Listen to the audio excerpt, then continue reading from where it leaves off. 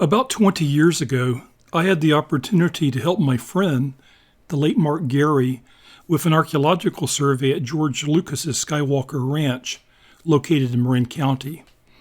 At the time, Mark was a state archaeologist with CAL FIRE, and Lucas was planning a controlled burn on his ranch property. Mark had asked me to accompany him so I could consult with him on a beautiful rock art boulder covered with cupules, incised lines, and PCN-style petroglyphs. We were joined by two others, a local CAL FIRE captain and the captain of Lucas's own Skywalker Ranch Fire Department, the host of our visit. The rock art boulder was lovely to see, but that's not what I most remember about the day.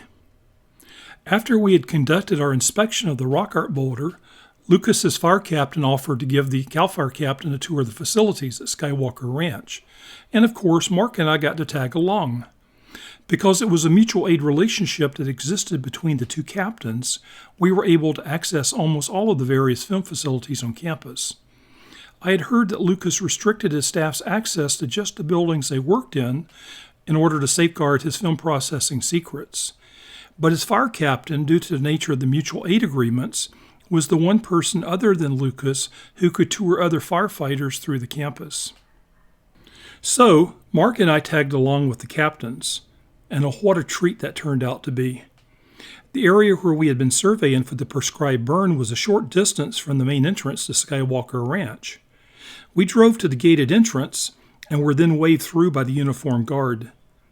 Fans of the hit TV show The Big Bang Theory might recall an episode from 2015 entitled The Skywalker Incursion. That was the one where Sheldon and Leonard tried to visit Skywalker Ranch on a whim and were turned away at the gate. Sheldon had assumed that he'd stop by and meet George Lucas. When Sheldon attempted to enter the grounds anyway, without permission, he and Leonard were detained by the guards. Unlike Sheldon and Leonard, though, Mark and I were with Lucas's fire captain. We were waved through. On the way, we stopped at the Skywalker Ranch Fire Department, where Lucas's fire captain showed the CAL FIRE captain his new fire engine. It was big and beautiful and shiny. But what I loved seeing was a child's fire truck, one of those you sit in and push with your feet. It was parked right beside the big fire truck. I asked about the little fire engine and learned that it belonged to Lucas's young son. He had parked it in the fire station alongside the bigger engine. As we made our way onto the campus, I was impressed with the large organic garden where Lucas's staff grew produce to supply the cafeteria. At lunch, we dined in the cafeteria, courtesy of Mr. Lucas, who was seated at a nearby table deep in conversation with some of his assistants. Parked just outside the doors of the cafeteria were dozens of purple bicycles, part of a fleet numbering in the hundreds that Lucas provided his staff for moving about the campus. Personal vehicles were restricted to the entrance area parking lot, so the bicycles were not only necessary for getting around, but like the organic garden I had just seen, were environmentally friendly too. With no cars buzzing about, the campus was quiet and inviting. As we walked about the campus, we toured a number of the buildings, and I saw some very interesting sights, including several film and sound editing facilities and Lucas's private screening theater. But for an archaeologist, or any movie buff, one of the highlights of the tour was seeing the hallway approach to Lucas's office. This is where he kept some of his favorite movie memorabilia. Imagine Indiana Jones' fedora and bullwhip, and that golden idol from Raiders of the Lost Ark, and Luke Skywalker's lightsaber, and several of Darth Vader's personal effects from Star Wars.